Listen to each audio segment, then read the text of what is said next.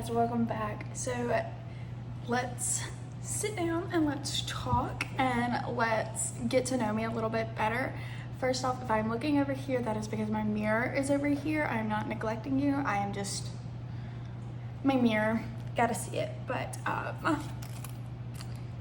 for many of y'all that don't know or that are new here, my name is Allie. I am 20 years old currently. My birthday is in November, so at the time of me filming this, because I'm not real sure when this is gonna go live or be uploaded, I am 20. I will be 21 in a matter of about 3 months. So I think it's 3 months that are left. I don't know, but I do currently live in Hammond, Louisiana with my fiance, Justin. We have been engaged for over a year. So we got engaged in April of 22, and it's July 27th when I'm filming this of 23. So it has been a little bit. We have been engaged for a little bit, and I wouldn't have it any other way. We've been engaged for over a year.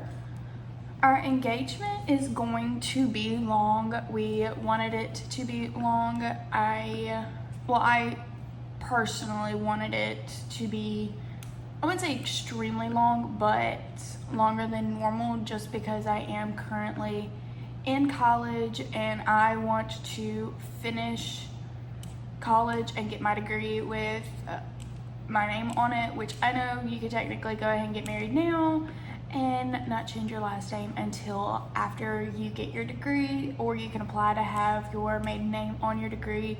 Like I know all of this.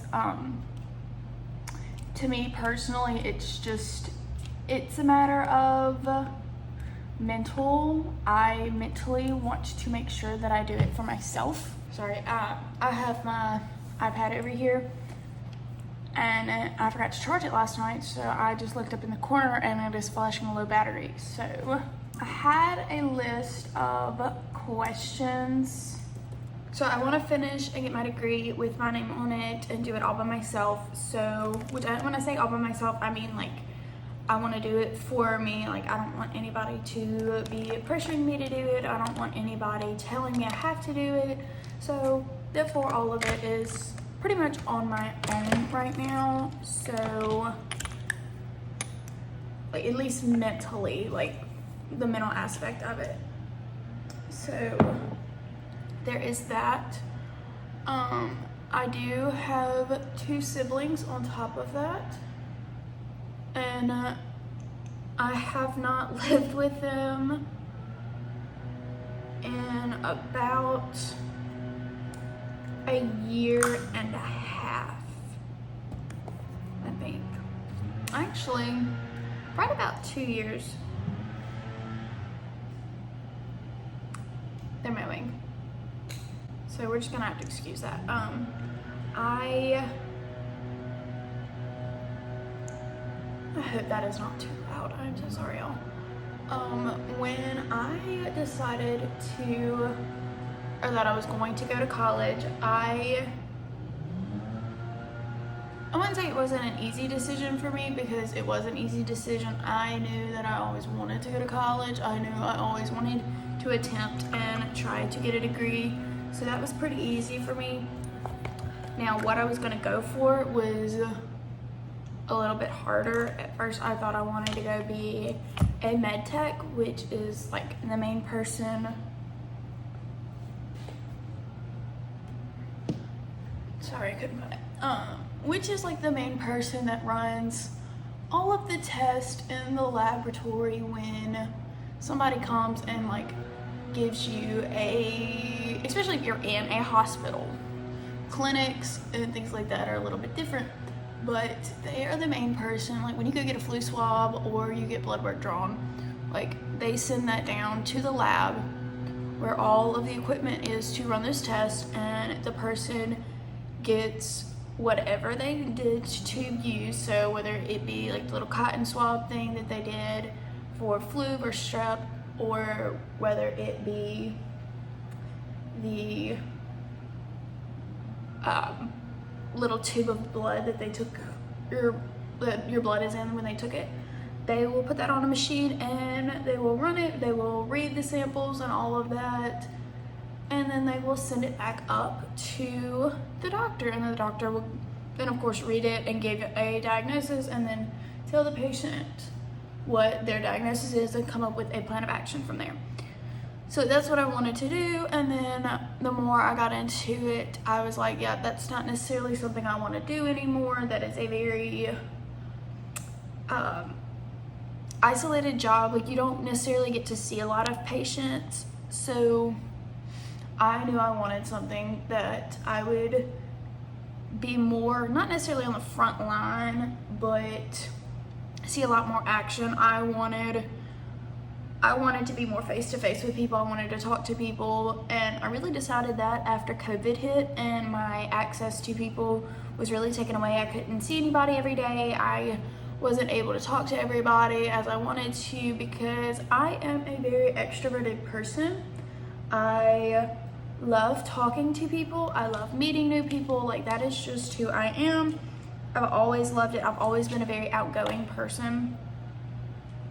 So it was like a no-brainer to me when COVID hit and that was taken away, and that was something that was just not good for me mentally. I went through a very serious time with depression, to the point I had to get back into therapy. And I do say back into because I was in therapy when I was little, and I got to the point where I felt comfortable enough that I could handle and manage all of my issues on my own. And I did for about 4 or 5 years. Then COVID hit, and then it just got worse. So then I got back into therapy, but I decided then that I wanted to do, I still wanted medical, I just wanted something a little bit more like face-to-face, so I chose nursing. So at that point, I decided that I was going to go for nursing. I had no idea where, and then I found a school. I say found it. I've always known about it because my mom was actually an alumni there. She ended up getting one of her mini degrees from Southeastern, so I decided to make my mom happy. I was gonna go and I was gonna tour. I may like it, I may not, but I knew that she wanted me to go look at it, so I was like, you know what, why not? What do I have to lose? It's one day, it's one tour. If I like it, I like it. If I don't, I don't. It's not that big of a deal. So I went and toured, and let's just say we parked the car outside the bookstore, and I got out and I smelled crawfish and shrimp boil the entire time. At that point, I knew that that was something I wanted. I wanted to feel like I was at home, and crawfish and shrimp were a big part of my childhood. That was something that was very near and dear to my heart, and that is just something that it made me feel at home. Like, I didn't feel like I was abandoning anything, and at the time it was about an hour 15 from my hometown, so it really wasn't that far. If need be, I could commute, or I could stay on campus and then run home if I needed something, like for a day trip or something. So like, it wasn't that big of a deal. I did the tour and all of that, and I absolutely loved it. I fell in love all but immediately. Then I got in contact with the nursing program down here at Southeastern, and the lady I talked to, or that I was emailing with, and through an email, like, yeah, it's an email, you can't really tell much about a person, but the way this woman was wording things and the words that she was using and the phrases she was using, I felt like I was talking to my mom.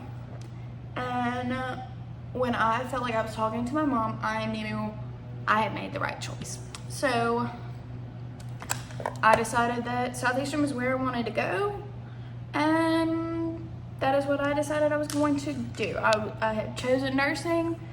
I had figured out my school, and I was going to go for it. Little did I know everything else would happen, and well, here I am, semesters later. I am back in therapy still to this day. When I decided to get back into therapy a little while ago, it actually took me quite a bit to get in, just because COVID hit, everybody was getting back into therapy. So like it was a while before I could get an appointment. So it took me it took me about 2.5 months to get back in. And it took me a while. I am so grateful that I am in therapy. I recommend it to any and everybody, no matter how big nor small you think your problem is, because I'm a firm believer that what is big to you is big. What is big to me is big. I may not see your problem as huge, you may not see my problem as huge, but to each individual person, it is ginormous. It is the worst possible thing that person can ever go through. And I don't feel like anybody should feel like they're going through it alone. So what really triggered all of that, because I'm in a rabbit chase this whole time. I may not even get to this list of questions, but I'm just going to talk. I decided that I was going to get back into therapy. I had a lot going on at home. I had a lot. I hope I don't cry during this. We'll see. You know, I'll just tell, because, well, I'm not big on YouTube anyway, and it is what it is, and I started this channel for me. So, many of y'all don't know that I started this channel because I was in therapy. I needed a way to log my moods. I needed a way to watch myself grow. I needed the long-term effects of the medication I was on. I needed to see that. And somebody can always write, like physically write the correct words in a journal. Especially when you were like me, and I have been in and out of therapy since I was 6. I'm 20. So I took about a 4 or 5 year sabbatical from therapy because I had gotten a good place. So out of the 14 years, I have been going consecutively for about 10 years. If you were to like take that sabbatical out, I have been going for about 10 years. And I have gone for many different reasons. But the reason I decided to go back this time was because I had started college. I had gotten into it. I loved it. Everything was going great. And Ida hit. So a big hurricane hit, and we were put out of school for about 10 weeks. During these 10 weeks, I had to move back home. And I didn't necessarily want to move back home at the time, just because like I was having fun. Like, I didn't want to walk away from my friends that I had made. I was in the band down here. I was having a grand old, oh, that is so dark. Okay. I was having a grand old time. I had made friends, and a lot of my friends were seniors, so I knew that this was their last season of band, so I wanted to spend every minute I could with them. So I didn't necessarily want to come home. It wasn't anything personal. I was just living it up as a college student and didn't want to come home. So I did all that, and I was basically forced to come back home. My parents texted me and were like, you need to get home now. The storm's gonna get bad. We don't want you to get hurt. Like, at least here we can see you. Like, we can lay our eyes on you. We know you're okay. And they were doing it out of the goodness of their heart. And I was like, yeah, you're right. It's probably best that I am home with my family in case the storm was to get bad. Because at first they were estimating it to be about what Katrina was going to be. And we all know how bad Katrina was. If you're from the south area of the US, you know what Katrina was and how it affected South Louisiana especially. But I was like, okay, that's fine, like I'll move back. It's just a storm, hopefully it won't take too long. So I packed all my stuff and I moved back, and then within 20 minutes of me being on the road headed home, I couldn't see 3 feet in front of the front end of my car. The storm had gotten so bad. When I left, it was clear skies, everything looked great. 20 minutes on the road and I can't see 3 feet in front of me. So I was like, yeah, maybe going home was the best idea. This is getting rough.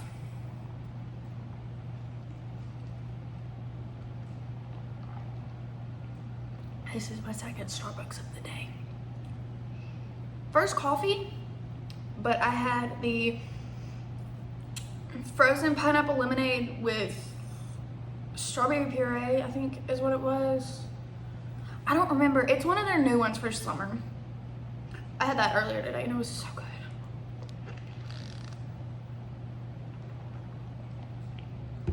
But it got bad, and then we ended up being out of school for about 8 to 10 weeks.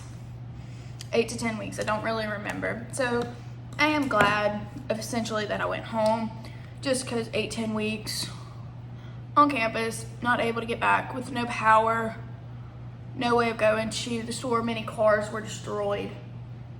A lot of our campus was destroyed. Like, it was not pretty.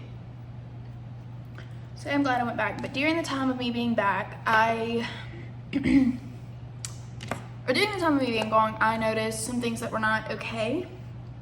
Like my mindset of how I wanted to be treated, how it's okay to treat people fairly, it is okay to not have somebody checking in on you every single second of every single day was okay. And I wouldn't say I rebelled, but I sat down with my mom and I talked about it, and I was like, hey, this is not fair that a week ago, because it really started happening about a week after I moved back, I was like, it's not fair that a week ago I was talking to y'all maybe twice a week, and now I'm expected to ask permission for me to go places. It's not fair for me to be expected to be home at 6 o'clock every afternoon.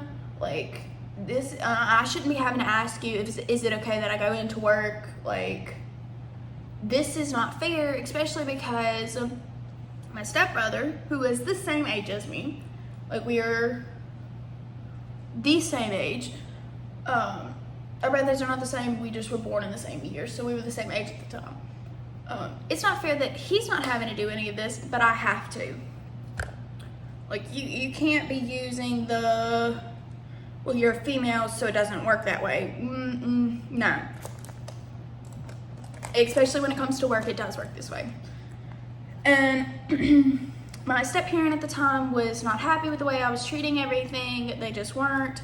And they basically told me, once the dorms and everything moved or opened back up, that I'm no longer welcomed home.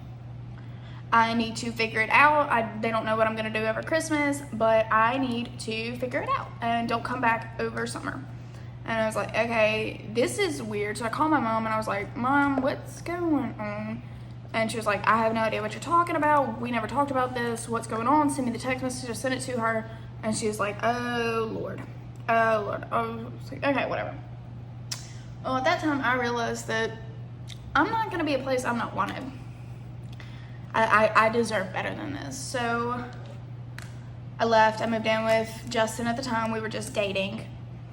And I watched all of it go down, and it really started affecting my self-esteem. I was like, how come I'm not wanted? Like, my dad walked away when I was about 9 the first time, and then he came back into my life when I was about 14, and he walked out again when I was 15. And that really hurt, because not only did my first biological parent do it, now my step parent is doing it. Like, the people that I looked up to the most are the ones that are walking away from me. Like, what is going on? Why am I not enough? And it really started affecting my self-esteem. So I was like, you know what? That's okay. I'm gonna do me. I can't change them. I'm gonna do me. But the only reason I ever got there is because I was in therapy. It had gotten really bad. I finally got back in. I was talking to my therapist. She was like, baby, you can't fix any of that. Which she didn't say baby, but that's like, if you're from the South, you realize that everybody just calls everybody honey, everybody calls everybody baby. Like, it's not a relationship thing, it's just a culture thing down here. So she was doing like the whole, that's not your fault, like you can't control them, you can only control how you react to an action. And I was like, you're right. So I finally, it took me over 6 months to realize that. Like, get it through my head that I am not the problem in this one. Like, yeah, like, I'm not always 100% in the right. I am not perfect. I am not saying that. What I'm saying is sometimes people have problems that they can't control and you can't control either. And I had to come to terms with that. I really think that that's the wrong color on my lid. Okay. So it took me a while. I was in a very dark place for a very long time. I can't say I'm completely out of the dark now. I can say that I'm working on it. I actually had therapy about a week ago, and we haven't made any big breakthroughs in a while because I decided to walk away from a lot of the problems that were there. I decided that if I'm not wanted there at that house, I'm not gonna be there. And I can't really say my mom's side of the story because I don't really necessarily have her permission, nor is she here. But for those of y'all wondering, that step parent at the time is no longer in our lives. That was a very isolated incident that was not allowed to happen anymore, just because if they're willing to do it to one kid, they're willing to do it to more, and my mom was not going to stand for that. She decided that it would be best to just go ahead and get out. So that person is no longer in our lives. So don't come at my mom for something that it's been taken care of. But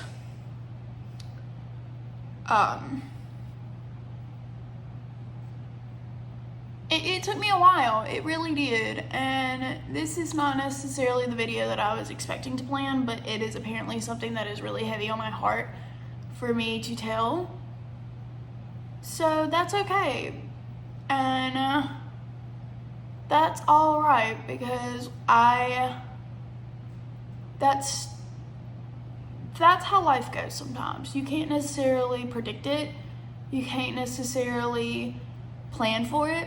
It just happens. So I'm okay with where I'm at. I am getting better and getting stronger every day. I do journal every day. Or at least try to. I can't necessarily say I do it every single day, but I at least try to. So I put this out there for myself, but for y'all as well, just to know that it's okay to be in a bad place. It's okay to struggle. It's okay to not be happy with yourself. But I don't think it's okay to stay in that place when you don't have to. I don't think that it is okay for you to be in a place where you're not wanted, especially by other people, because you are wanted. You're not with the right people yet. So I put this out there because I know I'm not alone in this situation, and I want somebody else to see that they're not alone either. And whether this helps somebody or not, I know eventually I'm going to look back at it and I'm going to be proud of the places I have come from to where I am now, because that's probably my one regret in life, is not starting my YouTube earlier, because I would have loved to see where I was 10 years ago to where I am now, which I also understand 10 years ago I was 10. And I don't necessarily think that 10-year-old me would understand the concept of a like internet footprint. Like, this video is going to be up forever. I can't change that, and I understand that there's going to be backlash from this. I really do.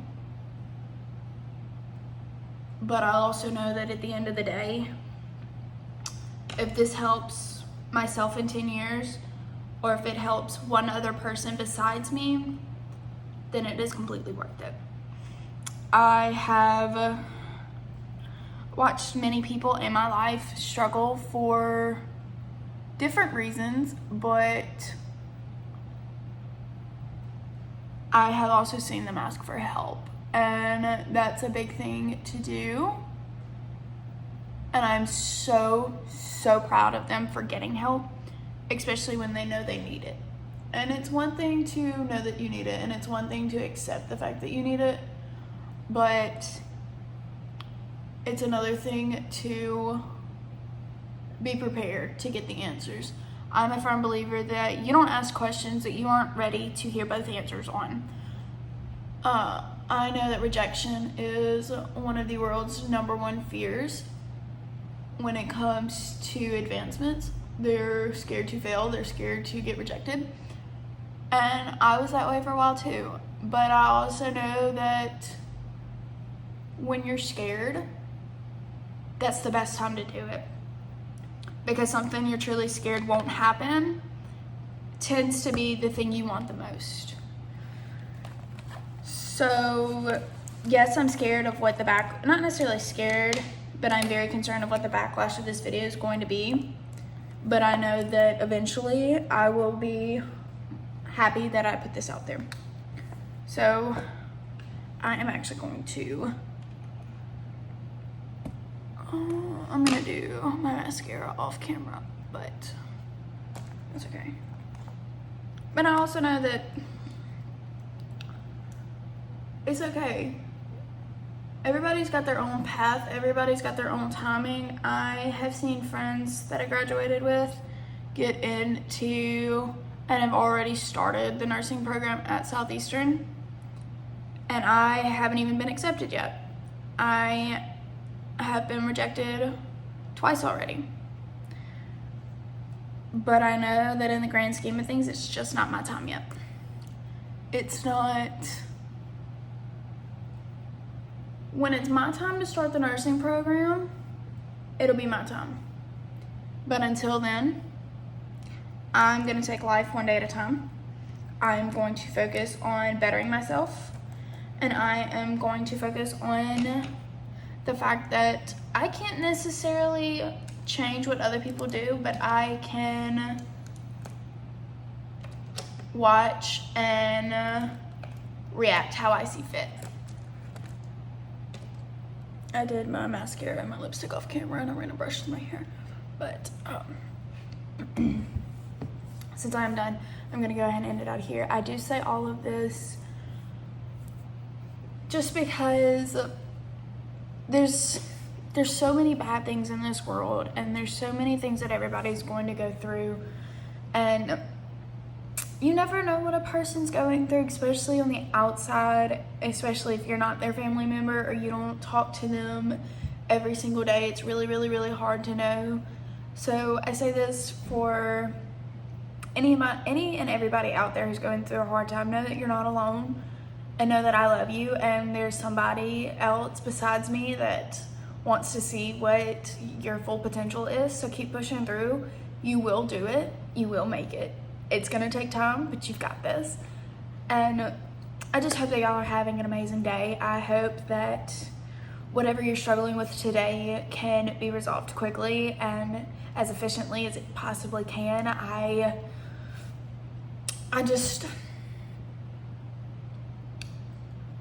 As someone who's always been a big sister, I hope I can be your big sister as well. I know that I can't fix it, especially from where I am, but know that I'm rooting for you, and I hope y'all have an amazing one. So I will see y'all later. Bye.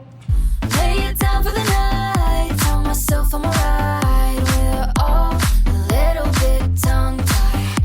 think it's just my touch.